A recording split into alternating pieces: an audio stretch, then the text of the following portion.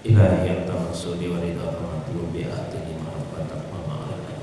Bismillahirrahmanirrahim. Assalamualaikum warahmatullahi wabarakatuh.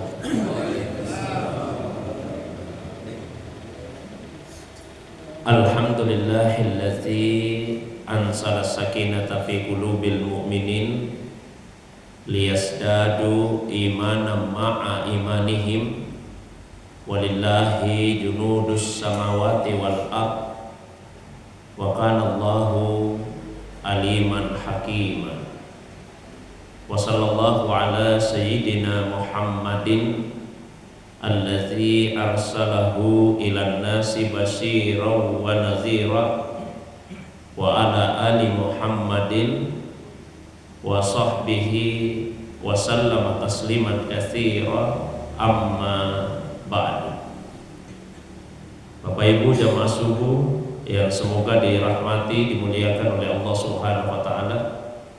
Alhamdulillah, subuh ini kembali kita dihadirkan, dipertemukan oleh Allah Subhanahu wa taala dalam majelis yang semoga dimuliakan ini untuk melanjutkan kembali kajian kita membaca satu kitab dalam ilmu tasawuf, yaitu kitab Tajul Asrar fi tahqiqi ba'dil arifin min ahlil istifsar. Satu kitab yang ditulis oleh Al-Arifu Billah Syekh Yusuf Al-Makassari Tajul Khalwati qaddasallahu sirrah. Salawat dan salam semoga tercurah kepada kekasih kita Rasulullah Muhammad sallallahu alaihi wasallam, begitu pula kepada keluarga beliau, para sahabat dan pengikutnya yang senantiasa istiqamah menghidupkan sunnah Nabi sallallahu alaihi wasallam. Jamaah subuh yang dirahmati, dimuliakan oleh Allah SWT, pertemuan yang terakhir kita telah sampai pada kutipan satu doa munajat yang disandarkan kepada Nabi sallallahu alaihi wasallam.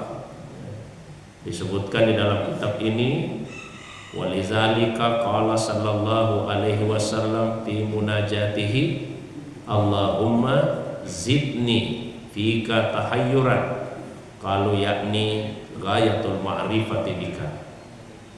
Oleh karena itulah Nabi SAW berkata di dalam munajatnya, Allahumma ya Allah, zidni fika tahayyuran, tambahkanlah untukku tentangmu tahayyuran, kebimbangan. Yang dimaksud di situ adalah ghayatul ma'rifati bika, puncak ma'rifat tentangmu. Kenapa disebut dengan kebimbangan? Ibaratnya seperti ini ya, kita ini semakin belajar, semakin kita belajar, semakin banyak yang dibaca, banyak yang didengarkan, apakah kita semakin merasa pintar atau semakin merasa bodoh? Semakin merasa bodoh. Padahal banyak yang kita ketahui, bertambah pengetahuan, bertambah bacaan, tapi kita semakin merasa bodoh ya. Jadi kalau misalnya ada yang berdoa, ya Allah tambah kebodohanku, itu maksudnya adalah tambah pengetahuanku, tapi disertai dengan kesadaran bahwa ternyata masih jauh lebih banyak yang belum saya ketahui. Sama juga Pak, misalnya umur kita tahun ini dengan umur kita tahun lalu itu bertambah atau berkurang? Berkurang. Zahirnya mungkin bertambah. Tahun lalu misalnya 40, tahun ini sudah 41, tapi hakikatnya berkurang ya. Jadi itulah makna dari munajat tadi. Tambahkan kepadaku kebimbangan tentangmu ya Allah. Maksudnya tambahkan pengetahuanku. Tapi semakin bertambah pengetahuanku, bahkan sampai kepada puncaknya, saya akan semakin menyadari bahwa ternyata saya tidak akan bisa menjangkaumu ya Allah, apalagi menjangkau hakikat zat Allah SWT. Karena tidak ada kata-kata yang sanggup secara utuh dan sempurna untuk menggambarkan keindahan dan keagungan Allah Subhanahu wa taala. Itu pertemuan kita yang terakhir. Baik, saya lanjutkan pembacaan kitab ini. Qala al-musannifu nafa'anallahu bi ulumihi wa ulumi masyayikhihi wa talamizatihi fid dharaini amin ya rabbal alamin. Wa fi hadzal maqami aidan asara ilahi as-siddiq al-akbar alladhi qala fi haqqihi sallallahu alaihi wasallam ma faddalakum Abu Bakrin bi kasrati salatin wala siyamin wa inna ma syai'un wukira fi sadrihi wa fi riwayat sir. Abu Bakar as-Siddiq radhiyallahu anhu yaqulu al-ajsu an darkil idrak wa alhaqa ba'duhum bi qawli wa huwa al-imam babul ilmi alladzi qala fi haqqihi sallallahu alaihi wasallam ana madinatul ilmi wa aliyun babuha wa huwa Ali bin Abi Talib karramallahu wajha wa radhiyallahu anhu wal bahsu an haqiqati dzalika isyraq fafham hadza kullihi wa ta'ammal. Berkata penulis kitab ini Syekh Yusuf Al-Makassari qaddasallahu sirra, semoga Allah memberikan pada kita manfaat melalui ilmunya, ilmu dari para masyayikh guru-gurunya dan ilmu dari murid-muridnya di dunia dan di akhirat. Nah, sama juga makam yang dimaksud sebelumnya, yaitu makam qurba, kedekatan dan ma'rifat tentang Allah SWT. Itulah yang diisyaratkan oleh Nabi Sallallahu Alaihi Wasallam ketika beliau mensifati sahabat, yaitu Abu Bakar As-Siddiq, As-Siddiq Al-Akbar, yang senantiasa membenarkan apapun yang disampaikan oleh Nabi SAW. Nah, Rasulullah SAW mensifati sahabat Abu Bakar dengan perkataannya, ma faddalakum Abu Bakrin bi kasrati salatin. Abu Bakar itu mengungguli kalian.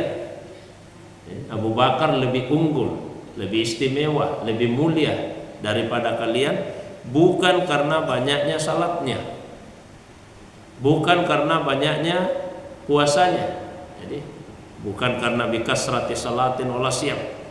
Lalu karena apa Abu Bakar As-Siddiq radhiyallahu anhu mengungguli bahkan semua kaum muslimin? Wa inna ma syai'un wukira fi sadrihi, karena sesuatu yang dihunjamkan, yang dikokohkan di dalam hatinya.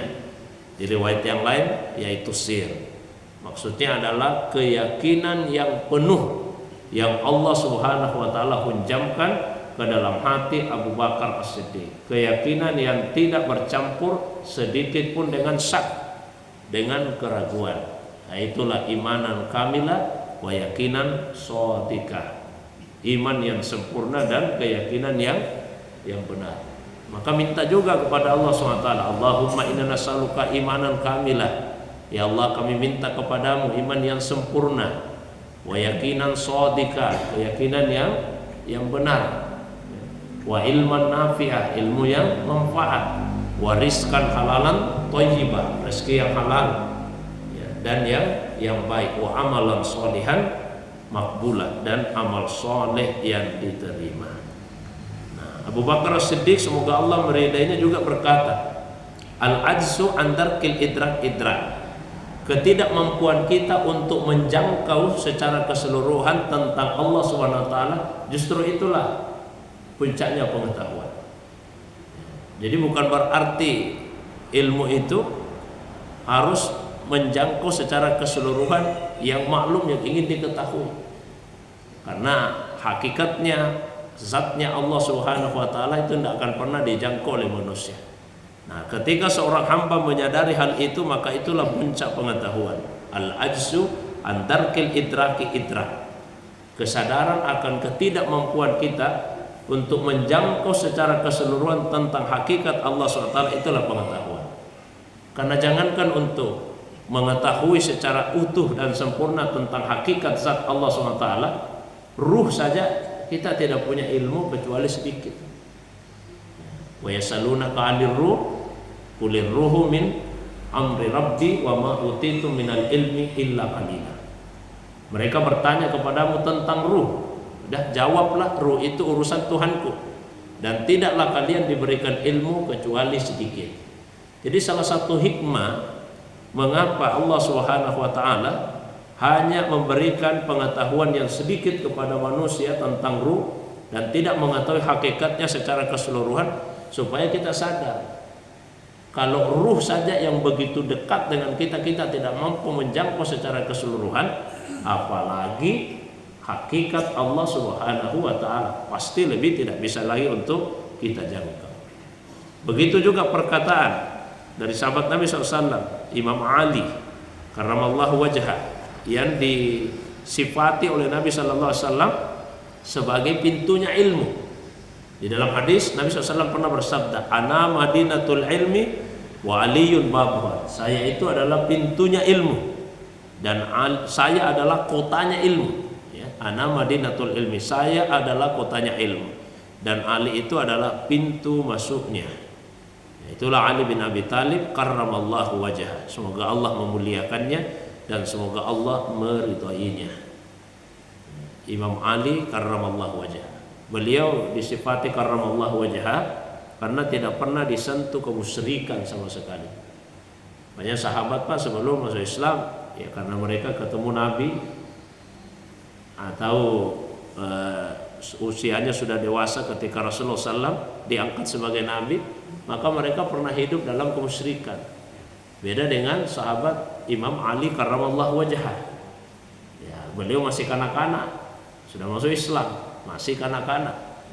Ya, dan beliaulah yang pertama kali masuk Islam dari kelompok anak-anak. Itu Imam Ali karramallahu wajhah.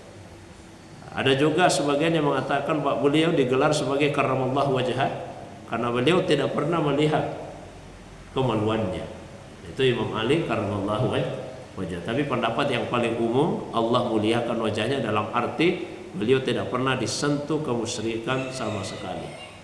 Nah, kebanyakan thariqah itu kalau tidak sampai ke Nabi melalui jalur Abu Bakar Siddiq, maka dia akan melalui jalur Imam Ali karramallahu wajhah.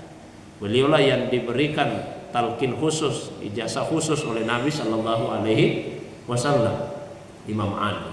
Imam Ali memberikan ijazah khusus kepada muridnya Imam Hasan Al Basri, Imam Hasan Al Basri kepada muridnya Habib Al Ajami, Habib Al Ajami kepada muridnya Dawud bin Nusair At-Ta'i, Dawud bin Nusair At-Ta'i kepada muridnya Ma'ruf Al Qarhi, Ma'ruf Al Qarhi kepada muridnya Sari As-Sakati, Sari As-Sakati kepada Imam Junaid Al Baghdadi. Beliaulah penghulu para ulama tasawuf, maka sering disebut imamu atau sayyidu hadhihi ta'ifah, penghulu dari kelompok ini, ya, kelompok para ulama tasawuf. Nah, apa perkataan Imam Ali karramallahu wajhah? Al-bahsu an haqiqati dzalika isyrak. Kalau kita mau mencari-cari tentang hakikat zatnya Allah SWT, mau memikirkan hakikat zatnya Allah SWT, maka itu adalah kemusyrikan. Dan sejak awal Nabi juga menyampaikan, la tafakkaru fi zatillah. Jangan pernah memikirkan akan hakikat zat Allah Subhanahu wa taala. Kaidah pokoknya itu disebut berkali-kali oleh Syekh Yusuf dalam berbagai kitabnya. Kaidah pokok tentang zat Allah Subhanahu wa taala adalah laisa kamislihi syai' wa huwas samiul basir. Tidak ada sesuatu yang serupa dengan Allah Subhanahu wa taala. Wa huwas samiul basir, dan dia maha mendengar dan maha melihat. Itu tentang zat, bahkan juga tentang sifat Allah Subhanahu wa taala. Tidak ada makhluk yang serupa, yang semisal dengan Allah Subhanahu wa taala. Nah, karena kaum muslimin berkaitan dengan sifat Allah Subhanahu wa taala itu macam-macam, Pak. Ada namanya mu'attilun yang menolak adanya sifat bagi Allah. Mereka Tuhan itu tidak punya sifat. Alasannya apa? Kalau Tuhan punya sifat, maka Tuhan itu akan menjadi banyak, ya, akan menjadi banyak. Padahal zat dan sifat itu beda, ya. Sebagai perbandingan, walillahil masalul a'la. Satu orang dia bisa punya banyak sifat. Orangnya satu, tapi sifatnya yang banyak. Walillahil masalul a'la. Allah itu satu esa, ya, tapi punya beberapa sifat. Banyaknya sifat tidak melazimkan banyaknya zat Allah Subhanahu wa taala. Ini namanya kelompok mu'attil. Ada lagi kelompok yang disebut dengan mujassimah. Mujassimah itu yang menisbatkan, menyandarkan adanya jisim, ya, adanya bentuk, adanya gambar, adanya tubuh bagi Allah Subhanahu wa taala. Ini namanya mujassimah. Mirip dengan itu musyabbihah, yang menyerupakan Allah Subhanahu wa taala dengan makhluk. Misalnya Allah punya wajah seperti wajahnya makhluk. Kalau Mujassimah hanya mengatakan Allah punya wajah, tapi wajahnya tidak sama dengan wajah makhluk. Tapi yang jelas Allah punya wajah, ini namanya Mujassimah. Ya, menyadarkan kepada Allah itu adanya jisim, adanya bentuk, adanya tubuh. Ya, jadi baik Mujassimah maupun Musyabbihah itu di luar dari kelompok Ahlussunnah wal Jamaah. Kelompok Ahlussunnah wal Jamaah berkaitan dengan sifat Allah Subhanahu wa taala terbagi dua. Yang pertama berprinsip ikrar wa imrar. Kita akui dan kita lewati. Kita akui dan kita lewati. Jadi kalau Allah SWT misalnya menyatakan wa yabqa wajhu rabbik, kekallah wajah Tuhanmu. Ya, kita mengimani bahwa wajah Allah itu kekal, tapi wajah yang dimaksud bukan seperti wajah secara makna bahasa. Kalau secara makna bahasa wajah itu bagian dari anggota tubuh. Nah, ini Mujassimah kalau seperti itu. Kita mengimani bahwa bal yadahu mabsutatan, kedua tangan Allah terbentang luas, ya kita imani. Tapi bukan tangan seperti makna kebahasaan yang merupakan jarih anggota tubuh. Terus kalau tidak seperti itu apa maknanya? Imrar, kita lewati begitu saja. Nah, kita tafwid, serahkan maknanya kepada Allah Subhanahu wa taala. Nah, yang kedua berprinsip ikrar atau takrir wa ta'wil. Ya, kita imani tapi kita palingkan maknanya kepada makna lain yang masih ditampung oleh makna kebahasaan. Ketika dikatakan wajah, wa yabqa wajhu rabbik, kekal wajah Tuhan, wajah yang dimaksud di situ adalah zat Allah Subhanahu wa taala. Ketika Allah SWT misalnya menyatakan bal yadahu mabsutatan, kedua tangan Allah terbentang luas, maksudnya adalah pemberian Allah Subhanahu wa taala yang melimpah kepada manusia. Ketika Allah SWT menyatakan bahwa tangannya di atas tangan manusia, yang dimaksud adalah kekuasaan Allah Subhanahu wa taala. Kalau dikatakan Allah menghadapkan wajahnya kepada manusia, maknanya adalah Allah ridha. Allah ridha kepada hamba-hambanya. Jadi ini namanya takwil. Itu dua kelompok ulama kita, Pak. Keduanya Ahlus Sunnah. Ya, yang terakhir tadi, satu takrir, ya, wa tamrir atau ikrar wa imran. Imani, setelah itu lewati. Kita cukup mengimani. Yang jelas jangan serupakan dengan makhluk dan jangan juga menetapkan jisim bagi Allah Subhanahu wa taala. Setelah itu kita lewati. Atau yang kedua ditakwil.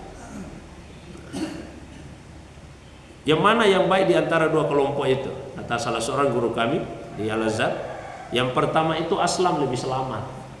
Lebih selamat. Dia mengatakan ya, saya imani, adapun maknanya saya serahkan kepada Allah SWT. Itu aslam, lebih selamat.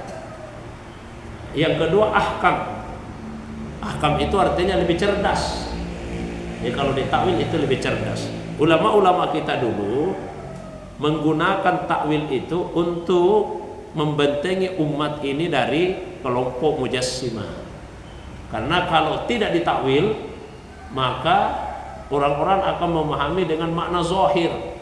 Ketika baca ayat Allah punya wajah, oh wajah seperti makna bahasa. Meskipun wajahnya tidak sama dengan wajah manusia. Kan biasa ada orang mengatakan, ya Tuhan punya wajah, tapi beda dengan wajah kita. Kucing juga punya wajah, manusia juga punya wajah, monyet juga punya wajah. Masing-masing punya wajah, tapi wajahnya beda-beda. Nah, Allah juga punya wajah, tapi wajahnya beda. Meskipun seperti itu, tapi tetap tidak boleh karena menjisimkan Allah SWT. Menyatakan Allah punya jisim. Ya, sunnah itu ya.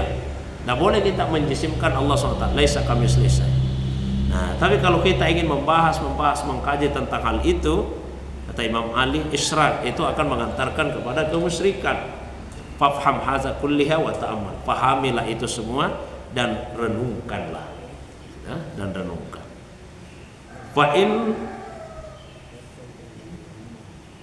Fa inna dzalika azhartu lakum bi aunillahi ta'ala ba'da asrari minal asraril ilahiyah wal futuhatir rabbaniyah allati ma fasaha wa zafara biha illa ba'du muhakkiki al-arifina billahi ta'ala sahibul inayati tammah wa zid taufiqit tam min ahli sa'adatil kubra wa rutbatil quswa insyaallah ta'ala wa ma'saitu zalika kulli illa bi iznillahi wa husni riayatihi fina wala haula lana wala quwata bina faman sya'afal yu'min wa man sya'afal yakfur wa madzalika illa bi barakatin nabiy sallallahu alaihi wasallam wa barakati masyayikhina fillahi ta'ala.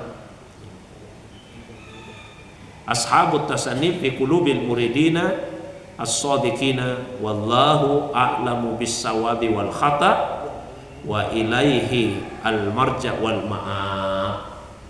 Kata beliau, ya, saya telah menampakkan kepada kalian dengan inayah Allah, pertolongan Allah sebagian rahasia, hal-hal yang boleh jadi tersembunyi saya telah nampakkan, saya perlihatkan kepada kalian rahasia-rahasia ketuhanan dan futuhat rabbaniyah.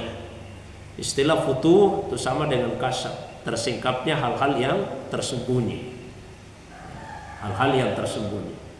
Tapi perlu dipahami bahwa Allah itu tidak pernah mahjub, Allah tidak pernah terhijab. Karena siapa yang sanggup menghijab Allah SWT, atau apa yang sanggup menghijab Allah? Tidak ada yang bisa menutupi Allah SWT. Kalau ada sesuatu yang bisa menghijab Allah, berarti sesuatu itu lebih besar. Tidak ada yang bisa menghijab Allah SWT. Nah, kalau tidak ada yang bisa menghijab Allah SWT, lalu apa yang menghalangi sehingga kita ini manusia kok tidak bisa musyahadah menyaksikan Allah SWT? Bukan Allah yang terhijab. Yang terhijab kita sendiri yang terhijab. Jadi bukan Allah yang tertutupi, nah kita ini yang tertutupi. Saya kasih perbandingan. Misalnya ini Pak, botol. Nah, botol. Kalau mata saya tertutupi, bagaimanapun juga saya tidak bisa melihat.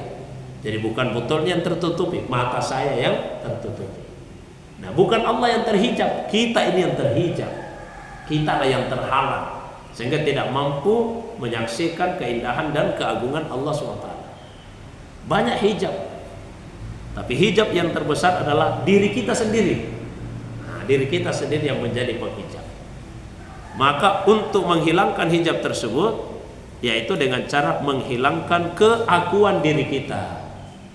Kalau kita masih merasa ada, bahkan kita membesarkan diri, maka selama itu pula lah kita akan terhijab dari Allah Subhanahu wa ta'ala. Tapi begitu kita bisa melepaskan keakuan diri, melepaskan keangkuhan, kesombongan, ketakabburan, bahkan menyadari bahwa oh saya ini sebetulnya tidak ada, yang ada hanyalah Allah Subhanahu wa ta'ala saja. Pada saat itu hilanglah hijab diri tersebut.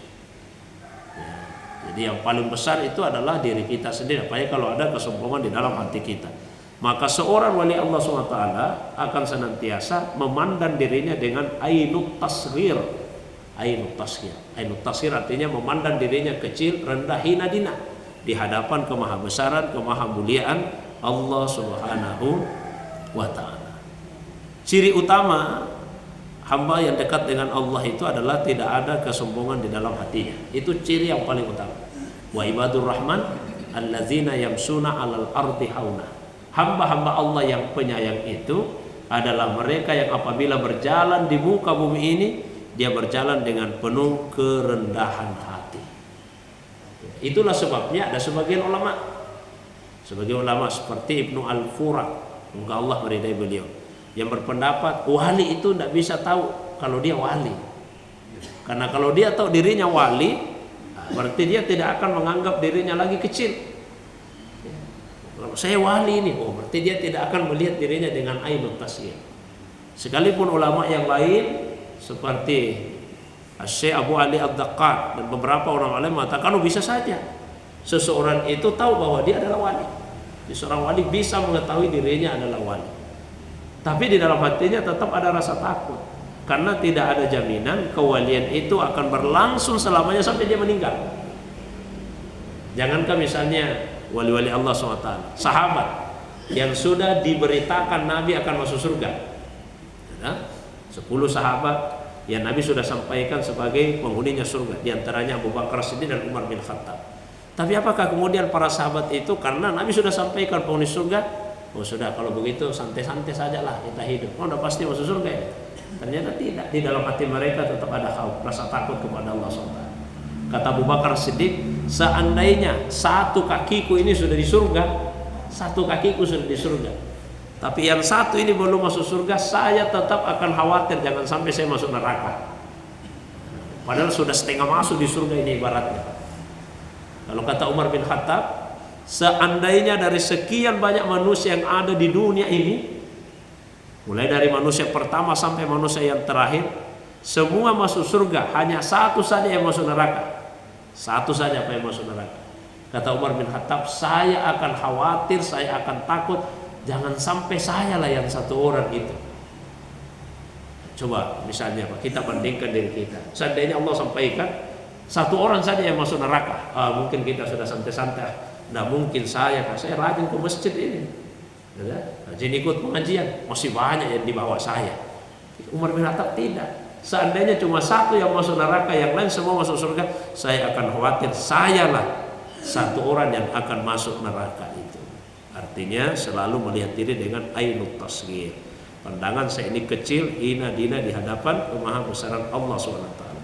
Nah itulah asrar ilahiyah, futuhat rabbaniyah, yang tidak akan bisa diraih, dicapai kecuali oleh para muhaqqiqin al-arifina billah, mereka yang mengenal Allah SWT, yang memiliki inayah yang sempurna, mendapatkan taufik, tuntunan petunjuk dari Allah SWT, yang merupakan orang-orang yang akan mendapatkan kebahagiaan yang besar, derajat yang tinggi insya Allah. Nah kata beliau, semua yang saya sampaikan ini bentuk kerendahan hati dari saya. Semua yang saya sampaikan ini semata-mata karena izin dari Allah Subhanahu wa ta'ala, semata-mata karena riayah dari Allah SWT, pemeliharaan Allah kepada saya. Kalau saya sendiri, kata beliau, la haula wala quwata illa billah, tidak ada daya saya, tidak ada upaya saya, semua hanyalah izin dari Allah SWT dan riayah dari Allah SWT. Yang mau mengimani yang saya tulis, imanilah. Yang tidak mau mengimani, tidak usah. Jadi beliau tidak memaksa. Oman sa'fal yumin, oman sa'fal yakun. Kalau mau percaya silakan imani. Kalau tidak ya sudah ingkari saja. Dan tiadalah itu semua setelah dengan izin Allah, juga karena berkah Nabi Sallallahu Alaihi Wasallam. Selain izin Allah, berkah Nabi juga yang ketiga, berkah dari masyayikhina, berkah dari guru-guru kami, khususnya para penulis kitab, dan juga ashabut tasanif fi qulubil muridin, yang tulisan-tulisan mereka itu menghujam ke dalam hati para murid, orang-orang yang sungguh-sungguh menempuh perjalanan kepada Allah, as-sadiqin, dan membenarkan apa yang disampaikan oleh Allah, oleh Rasul, dan oleh guru-guru mereka. Hanya Allah lah yang lebih mengetahui mana yang benar, mana yang salah. Kepadanya lah kita kembali, mengembalikan semua permasalahan. Itu akhir dari kitab Ta'ajul Asrar, fi tahqiq Masrabil Arifina min Ahlul Istibsar. Saya kira itu akhir dari kajian kitab Tajul Asrar ini. Kalau ada yang ingin didiskusikan, saya persilakan. Wa ilallahi turja'ul umur. Wassalamualaikum warahmatullahi wabarakatuh.